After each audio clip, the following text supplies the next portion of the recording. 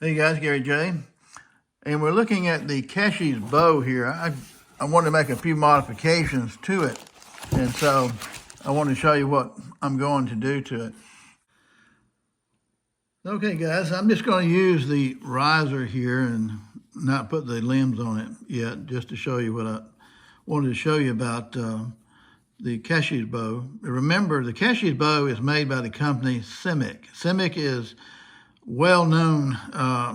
They have bows that are probably about $40, $50 more expensive than this bow, which was $110. And this is beautifully done.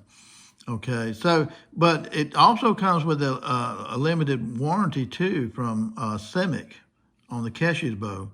I've not seen anybody really do an in-depth video of Keshe's bow, so that's one reason I was making this one. But we have threads here for insert here, which would be for a plunger or arrow rest. And right here we have insert for a stabilizer or for a rod and reel if you like to bow fish. That's kind of nice. You could use it for that. And right up here we have two inserts. That's for your sights. And I did a video on this bow originally when I got it, and it came with the string, and it came with the limbs, and it came with a rope for using to string your bow with, which is very helpful. And it came with this right here, which is really, really cheap arrow rest. I mean, you're paying $110. I'm not complaining, believe me. So, but you see how cheap that is. So I got this bow a few weeks ago, and in the video that I did of this bow, I shot it without tuning it, just laying the arrow on the raw rest right here. I didn't put anything on it. I had stuff to put on it, but I didn't. And so I shot it just as bare bone as I could, and I didn't even really measure the knocking point on it. I just kind of estimated the knocking point and shot it, and it shot within like a 2-inch group. This is a 50-pound bow, okay?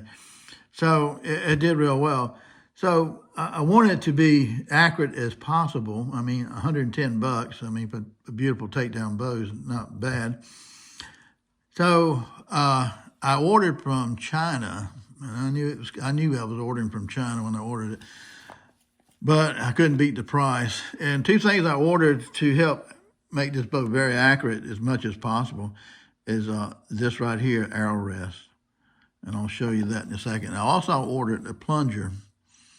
Now, I think I paid like $25 for both of these. I'll look it up and be sure. But I think I paid $25 for the plunger and the arrow rest all together. So $25 for these two.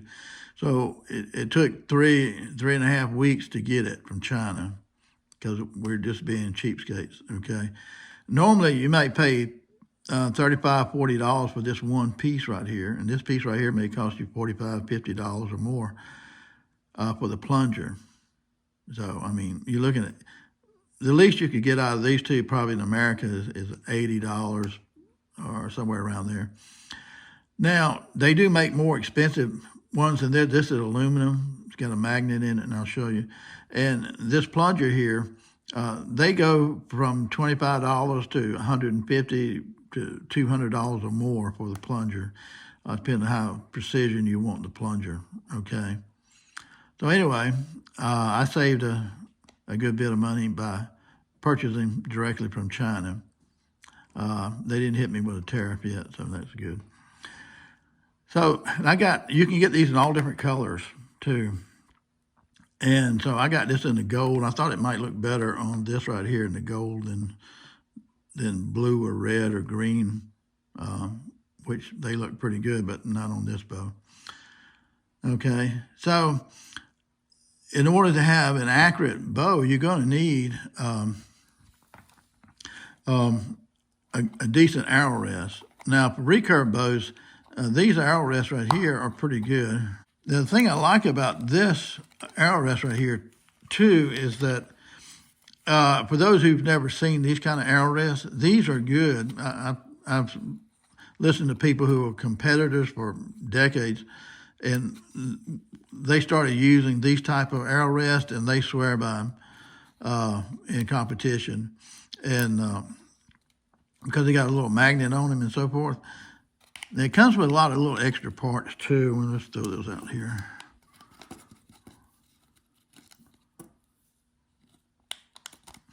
And make sure the stuff that's sticking to the magnet here.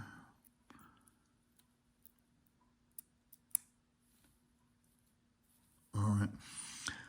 So, and I'll show you. Now, right here is a magnet, and right here is a magnet. Okay. And what that does, and your arrow goes right here on this wire. Okay.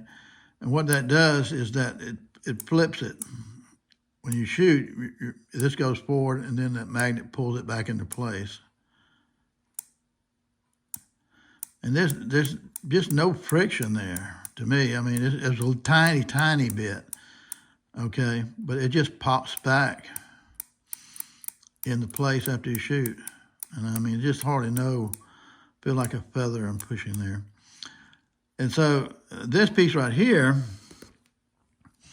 will go over the hole right here. So there's a hole right here. And so it sticks on over that hole, okay? And what you want to do is clean this really, really good with acetone or something. Just make sure that that's super clean before you stick this on. Otherwise, your tape may not stick very well to it. And this is one thing I like about it too, is that it comes with some extra screws right here. There's a screw right in here that holds this piece on together, this wire. And it comes with an extra wire in case something happens to this one. And you got a little Allen wrench for these screws right here. So you got extra screws, you got extra wire here, which is neat. And notice the wire, it tapers upward a little bit so that your arrow doesn't fall off, okay? But again, that's just, that's what it looks like right there. That's the tape. So it's just got really no resistance hardly at all to it. So that's going to be real helpful. So I would, say get one of these if you're going to have a recurve like this. You won't regret it. And again, if you buy it from China, you can get it really cheap. And again, it comes with the extra stuff right here because if something happens. Oh, I was going to say that the people that I have read about use these right here, greatest thing since sliced bread. For them, said never had a problem with it, except one guy said, he was a competitor. He said he got this caught on a piece of material on his clothing or something and bent it or whatever, which that's good to have a spare right there for that case. But that was the only thing. And I think, from hearing his story, after like 10 years of competition, he just loved these. And they have some a lot more expensive than this design right here. But I would just take something that's not really sticky and tape it down, if I was transporting a bow or something like that.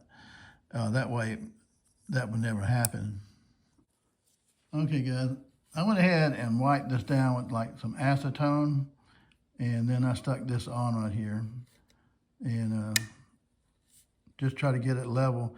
Now, I would say put the plunger in first, and then put this over the plunger to make sure that this right here is not hitting the plunger itself, but the round part that comes through there. And so do that. And so this just sticks on. It's like that industrial 3M type tape. It's pretty thin. So that part is on. So you see how that works. It just pops up when the arrow shoots, pops right back. So push it all the way down. It might stay, but I can see where that would be a problem later on. So now we've got this. Now we got the plunger here. Now, what is the purpose of a plunger? Well, the plunger is kind of a fine-tuning instrument here, and it's really not that much to it. It comes with extra parts, and you know, to me, it's neat when you buy something and they actually have extra parts so that you don't have to try to find extra parts for whatever you buy, and then you got to buy the whole unit. So you can get them in all different colors: blue, red, yellow, green, and this kind of iodized color right here, shiny color. And this looks like a metal. So this is good. You like metal. I like metal. Eventually, if you use these type of plungers here, which you can change them out, these are pretty soft, but they'll begin to wear where you have to replace them at some point in time. But they give you a couple of extra ones here, which is really nice. And then you have another spring here. Now this has a spring in it, and usually on the expensive ones, this is not a really expensive one. On the expensive ones, you'll have a kind of a weak spring, a medium spring, and a strong spring to try to adjust your arrow on the stiffness and weakness of it. Okay, and so you got screws right here and here. One of those screws go right here, and probably one inside here, and it's got numbering here. You can get that in focus. Numbering here. Got to remember to tighten down everything. It has a little wrench right here to tighten down this right here. Once you get your plunger perfect on your tuning, once you get that perfect, then tighten all this down, and this screw right here. And at least you got extra screws if you need them. I think that was really neat. And so what does the plunger do is the next question. Okay, well, let's put our plunger in here. And this is adjustable up and down, okay? And it's got a set screw here so that you can tighten that down so it doesn't move at all once you get the arrow where you want it to be. Okay. Now, you see where it comes out right here.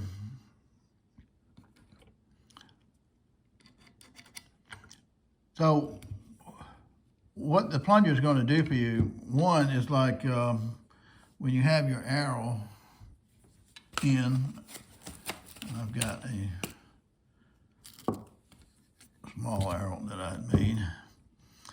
When you got your arrow in here, then look down your string.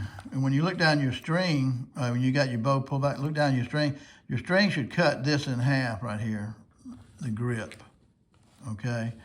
And it should come up through here and also cut this in half and cut your tillers, your bow wings in half too. So, I mean, that's where you want to be. You want your string to be perfect to cut all of this in half through here, okay? So when you got your arrow on here, the string should cut the arrow in half too. So you should have just as much on each side with the string cutting through the arrow, all right? Now, with that said, you want to turn, loosen this part here, and turn that arrow, turn the plunger until it pushes the arrow a half of the width or diameter of that arrow. So if this right here was, if the string was cutting it in half, you want to adjust that so that it will push that arrow point out. So at least half the diameter of that arrow, which will cause it to shoot off to the left a little bit. That helps you with what is called the archer's paradox, because the point of an arrow wants to stay still. When you pull that string all the way back, getting ready to shoot, the point wants to stay at rest. It's simple physics, I guess, but it wants to stay at rest. So when you let go, all of that energy is pushing against the point, the weight here, and that arrow is going to buckle. It's going to bend. And the archer's paradox is when you let go, that arrow has to flex. And what happens, it flexes, the back end comes around. The point may be here, but the back end comes around, and as the back end comes around, it goes around in a curve, and then it straightens out on the way to the target. And of course, the fletching helps straighten it out too. But so that's why you go a half an arrow diameter to the left, you know, and that's going to help you with Archer's paradox. So once you get that set, half the diameter of the arrow pointing to the left, everything I'm going to say is going to be on a right-handed bow, okay? If you got a left-handed bow, you do it just the opposite. So that part you get right. Now, when you come to adjusting the bow here with the plunger, this part you can use that set screw here and lock that into place right there so that doesn't move, okay? And with the plunger, you can turn it clockwise or counterclockwise, this part right here, and that will stiffen or weaken the plunger itself, okay? Now, like, you want to tune your bow the best that you can. The plunger is not a perfect all solution to tuning your bow. Sometimes you got to tune the arrow itself. A lot of times that's what you got to do is tune the arrow. For example, if your arrow is too stiff, you're going to be running into the problem of what we call knock high right. And let me show you what that would look like. And you shoot at 20 feet from the target. You should have a bullet hole. You should have a hole where the arrow itself goes through, and the fletching should cut through the paper. We're using a paper test. Should cut through the paper and leave holes just like these fletchings are, okay? Let you know that it was a perfect shot. It's like a rifle. But that's not generally going to happen a lot of times. So we have to tune our bow. Now, when you shoot and your knock is straight up high, way high, then you know that your knock on your string is too high. And you come down an eighth of an inch or 1/16 of an inch at a time on your knock until that arrow hits dead center, like that, okay? And if your arrow is hitting too low like this, then you know that you're knocked low. Raise your knock up on your string 1/16 of an inch or 1/8 of an inch until you get that knock shooting straight into the target perfectly, okay? Now, that corrects your knock problem pretty much. So now to determine whether or not your arrows are stiff or weak, if you have a stiff arrow, it will go to the right, top right, okay, like that. That lets you know your arrow's too stiff for that bow. If it goes to the left top, then that lets you know that that arrow is too weak, okay? So how do you correct the weak and stiff arrow problem?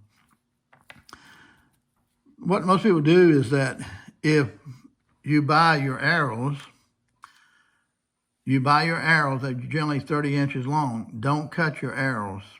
Don't cut them. Leave them long and shoot them long to see what kind of arrows, how those arrows are going to work in your bow.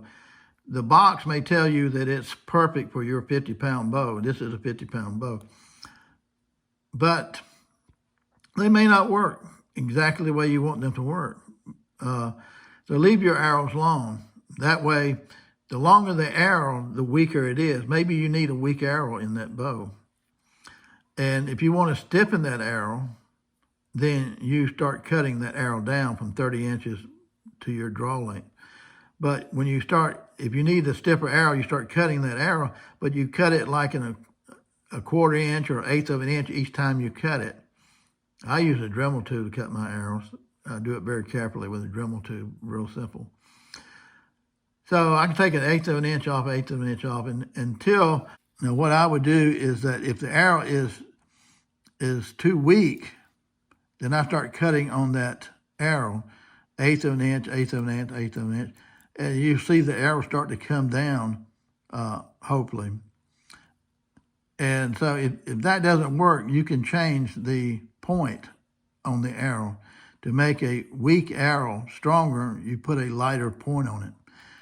You may put a lighter point on it to begin with, just to see. And if that lighter, I would do the lighter point first, just to see. If the lighter point brings it into position, but not quite, then I start cutting on the arrow until that point is like a bullet hole. Okay, does that make sense?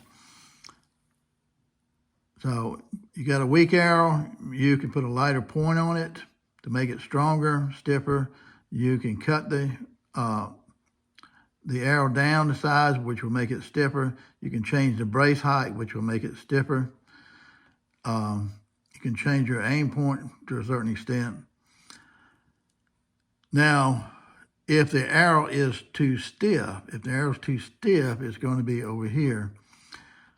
The way to weaken that arrow is to put a heavier point on that arrow to make it weaker. And that's why I say if you get your arrows and they're 30 inches long or 31 inches long, whatever, leave them like that, because that may be the weakness that you need for that bow, to shoot correctly. You can, if you take off, you can't bring it back. So just to try it. So anyway, use that full length arrow. And if it's too stiff, you can put a heavier point on it, and that will make it weaker, and it should bring it back toward the center position. And why am I telling you all this? Because you want the arrow to be like a bullet hole to the best of your ability, okay? Because if it's shooting off like this at 10 yards, it's going to shoot off more at 20 and more at 30 and more at 50, and it's just going to get worse and worse. You're going to have a nightmare. So you got to get that shooting pretty close. So after doing all of that with the arrow, the fine tuning will be left up to this plunger right here, okay?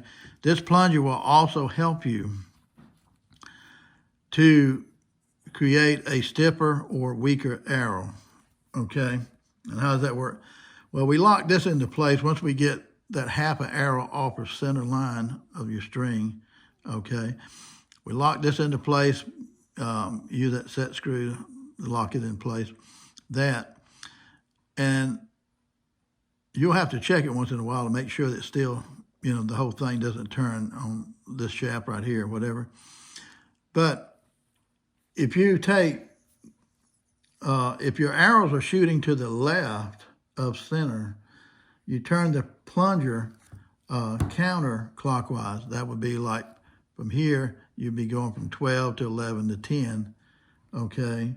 And what that will do is weaken the spring preload to make the springs softer, so you can push it in easier, okay? And that will help correct that arrow. And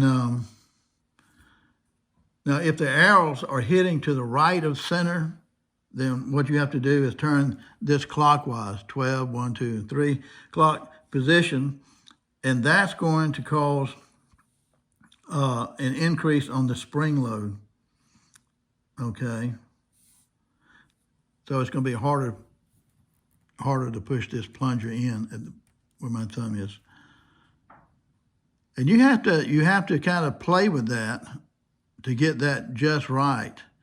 Now, with this kit, it comes with extra spring. Now, with the expensive models, they have a weak spring, a medium spring, and a really strong spring, and you can change them out and all that. And it's got numbers here. I don't know if you can see, but it's got numbers there. And these numbers, you want to write them down when you find your sweet spot here, okay? And there is a window for the plunger. It can only tune that arrow so much to make it weaker or stiff, okay? You can only do so much. But once you get it right, you can tighten it down too with that little wrench right here. And again, mark it, the numbers here, where they're at, so that you know exactly how to set this if you take this apart for some reason, okay? So that's kind of what your plunger is going to be doing, but it makes sense to me to tune the arrow first to the best of your ability. If it's shooting way off, set your knock correctly, up and down correctly. A lot of people start off with like 3/8 of an inch on the center part of your bow square, and then go down from there. And again, if you are, after you tune your arrow to the best of your ability, and you're using a plunger now, again, if it's shooting left of center, turn the plunger counterclockwise. That weakens the spring load. If it's shooting to the right of center, turn the plunger clockwise, and that makes it stiffer. And so that's going to help you out. Okay, this part I want to show you is that when you have your arrow on here, you see the plunger right there, right? The plunger should be hitting the center of your arrow like this, and your fletching should be like that. Okay, your cock feather is like 9 o'clock position, and your feathers are like, what, 2 and 5 o'clock, or 1 and 5 o'clock position. So that's kind of the way it should be, just like that. And that's what a lot of competitors shoot like that. A lot of times you see people shoot with a flexion like this, but they have the tendency to hit here. So this appears to be more accurate, at least by a lot of competitor shooters, to have the fletching just like this right here with that plunger hitting the center. That makes sense, doesn't it? I hope. Okay. Well, guys, I hope that helps you a little bit understand the plunger, and this right here is really nice.